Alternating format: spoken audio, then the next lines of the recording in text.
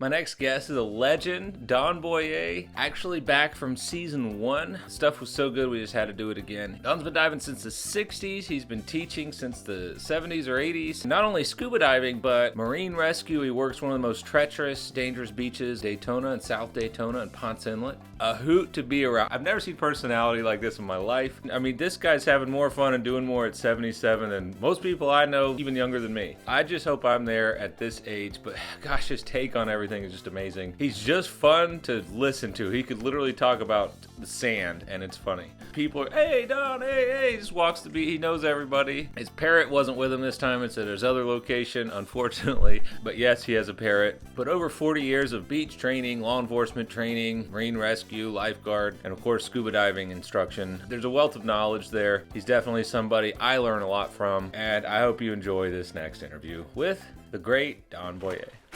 Don, thanks for coming back on the show. Oh, thanks for having me. We tried to do this at your house. You said it was too hot.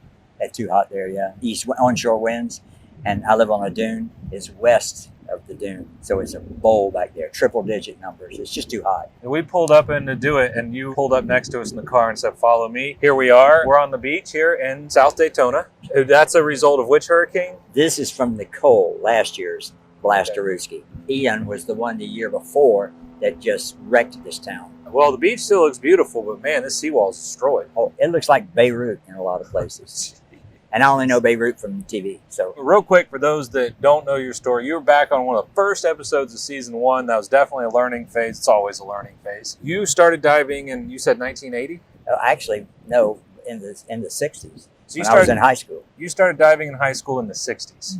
Spent most of my diving in the coastal Florida and, of course, the Springs, because I grew up in Central Florida. You eventually became an instructor. Much later, but yes. You teach all the open water classes. You teach leadership. So you do teach cave. You do teach tech. You teach all that. And you taught and worked for the marine rescue, right? Yes. You did beach safety. You worked the beach. Like, you've done beach rescues. Yeah, a few.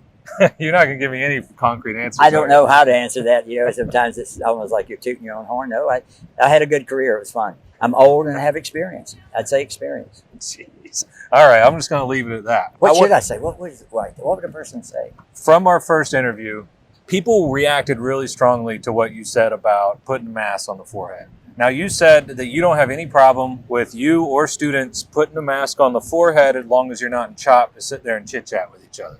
Yeah, I think SA is the most important thing with any of your students. SA? Situational awareness. If you're not teaching situational awareness, you're missing the whole point of everything. That's life. A lot of people say it's a sign of panic. Okay. What do you say to that? The same thing I probably said before.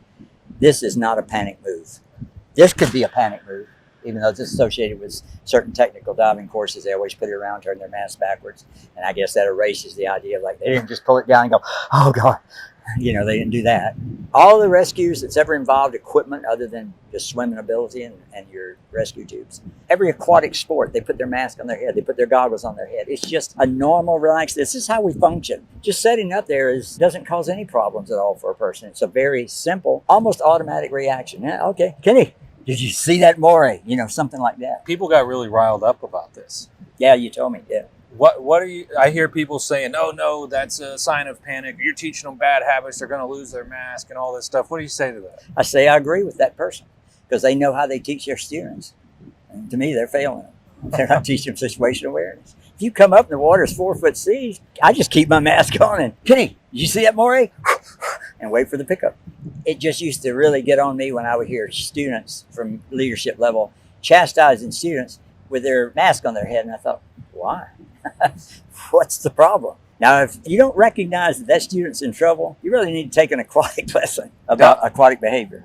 I had people literally saying, by me putting your post up there saying, this is not a panic move, teach them situational awareness, mask on the forehead is not a panic move, that I am making their life a living hell and creating a dangerous situation by putting that out there. I can respond to that. No, he is not. If you feel that that's the way to teach, teach it. We're all doing the same thing, trying to teach people to safely and enjoy the recreational activity of scuba diving. It's that simple. Make it as safe, make it a good learning experience as you can for them, and do it the way you feel like it. I hope that makes people happy because I will always teach the way I teach. Not saying I'm right. I'm just saying that's just how I feel about it. I don't have large classes, and maybe people have 30, 40 people in a class. I know they've got their assistants and stuff, but my point is pay attention. Learn your students' needs so you can teach them. Everyone that gets a class from me gets taught individually, even in a class, because I'm always looking for the little idiosyncrasies. Ken, that'll get you killed. Now, let me explain why, and then I want you to practice this technique. There's more than one way to skin a cat, but really teaching people to be comfortable in the water is a big achievement right off the bat. We've all had students that I'm taking scuba diving because I can't swim, and I want to learn to be in the water, or something along those lines. And I think, throw them in the water and say swim or drown. That's crazy and idiotic. So you introduce them in a way that they can participate in activities in the aquatic environment and feel comfortable all the time. Now, and this is not a panic move. So I'd say that. How do you feel about the swim tests and open water training? Well, for me personally, because of my aquatic background, everyone swims in my class, and I can evaluate their water orientation better that way. And I should have a pretty good eye of I can tell you how you can pick it up a little bit or make it a little more easy. I try to pass those tips on. Believe it or not, they get a lot in my class. I believe it. So I just believe in making people water oriented. You look at the swim test as kind of an assessment versus a pass or fail. Perfect statement. It's an assessment. I get an idea of what you can do in the water, how comfortable you are in the water. Because you can just tell by a person in the water if they're comfortable or not. But have them swim. Look at their stroke. I'm not trying to say, oh, God, you're not Michael Phelps. No, that's not the idea. The idea is that you have some kind of concept of how to go through the water efficiently and feel comfortable in the water. Because if you've got a student that feels uncomfortable in the water, you've got your hands full until you get them oriented. Pool, teaching in the pool. A big thing that's come up in recent years is people get in a heated exchange about whether or not to teach students on their knees. Some people are saying right in the very beginning in the pool, they got to be neutral and everything. And then some people are saying by the end of the pool, they do it. But at first you kind of got to get them over that task loading, let them get situated, then kind of move on to that. And some people are saying, no, not at all. Where do you stand on that? Again, looking at people's water orientation. In my opinion, every class is different. Every person is different. Again, my classes aren't that big. So I have a chance to be more individualized with the way I teach. And I can look at what I feel is their need and address it that way. If I've got someone that has mannerisms or idiosyncrasies that says, oh, they're not that comfortable, put them on terra firma. That's where we are. We're not conducting this water and this interview in the water. We're doing it here on land because we're land-oriented mammals. We are. So you're saying if they're not comfortable enough, you may need to start them there first. I see nothing wrong with that at all. And then as long as then evolve. We do stair-step training. That's what we do. I talk to my group when I first meet them. I kind of get an idea of this and that. We do some water sessions, swims and things. And then we build a program. I know where to go with this guy. This would be the knee group over here. These people here afloat, and I'll use them as training models. My courses are not limited by time or anything. They're just taught. So you think that's a bigger part is not using a one-size-fits-all. In order to do that, you've got to have the time. Yes. And I'm fortunate that I've always had small classes. I can do that. So some people are talking about they only teach people on backplate wings. They say it starts them out in a more proper trim. It makes them a little more aware of what they're doing. They don't have to keep buying new stuff. They've already got the thing that'll take them all the way. That is the argument for it. How do you feel about starting out new open water students with a backplate wing? I have no problem with it. If you know how to teach it, a lot of the technical stuff I teach, it's backplate wings because that's what they require. I've dove it with a jacket. You have to. Everyone has. We're divers, but we can share our experiences with other people. I dive wings. I'll dive wings in open water. I'll dive side mount in open water, but I primarily use it in caves. You go to a lot of resorts, backplates and wings aren't adjusted if you're on a cruise ship and you're renting gear. You better know how to use the jacket. That's all I'm telling people. So do you think someone that's only trained and only gone up with a backplate wing might actually be caught a little off guard with a regular jacket style at a resort? I know for a fact they have. Really? I have been in, was it Curacao? It doesn't matter. But I think I was in the ABCs and I saw this man and woman, and they had been trained up in Northwest Florida and cave country, and they had learned on backpacking wings. and they weren't sure how to set everything up. It was different because they didn't have the same type of ballast arrangement, and it threw them a curve. And it was jacket style. It was all jackets they had at that resort. Yeah, usually the rentals seem to be jackets. Seemed to be, yeah. Yeah, most of the time. Yes. The solution is, you think, to at least orient yourself a little bit with everything? So in my courses, you get to try jackets, backpack, wings. You get to try it all, It's still a male-dominated industry. in my opinion. Yeah. The DEMA stats from a few years ago have it at about 68, 69% male. Lower for us than I thought. I thought it'd be higher. That's good. It's getting better. It's starting to equalize out more, but why do you suppose it's still male-dominated? Well, let's look at the world of athletics. I don't know about you, but I'm old. My mother grew up in an era where athletics weren't that available. Women's basketball, it was a joke, smaller ball. It was just, they never got the chance that we got because men played sports. Women need to be barefoot and pregnant. I'm just saying. I mean, that was the kind of the mindset at one time in America. And as we evolved, that was true. It's not a joke. And so women didn't have the opportunity. We had all the good shoes. They got our hand-me-down, so to speak, as we're moving up in sports. If this makes sense, but it's going in this direction. And that's the reason I think that now we've got some fine women playing sports, and they play like champions. They're so good. Women volleyball, I mean, the talent is there. The WNBA, Jesus. Them girls can shoot the eyes out of the ball. I mean, they're great. The WNBA is awesome to watch. The athleticism is just, God. And that's my answer to that. Okay. So we're seeing more and more women leaders in diving. Good. That's important. Do you think this trend's going to continue from originally being a male-dominated industry?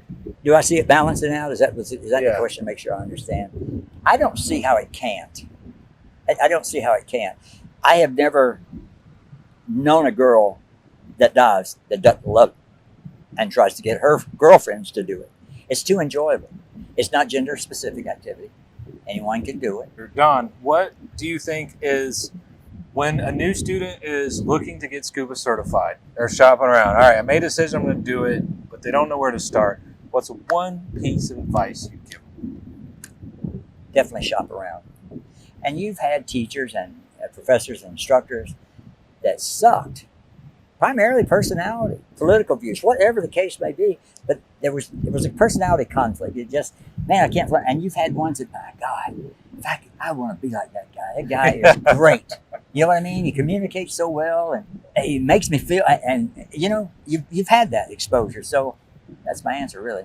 So you're saying the instructor is the most important thing? In my opinion, yes. I do feel the instructor's everything. Talk to the person. Feel their passion if you can, if you have that capability, if you have the time. You've been diving since the 60s, and you've been teaching for decades. You still seem to love it. Like, what's the secret sauce, man? It's the most fascinating place I've ever been. And I've been a few places. And the stuff, I almost said a red word. The stuff you encounter is always ever changing and so peaceful. I don't know how to describe it other than the fact to me it's nirvana. I'm supposed to be pretty water oriented, so that should help. What do you lean on the most as an instructor? Like when you're going, like what skill set do you have that you think gives you really your ability to do a good job teaching? Ooh, patience. I have the patience of the Rock of Gibraltar.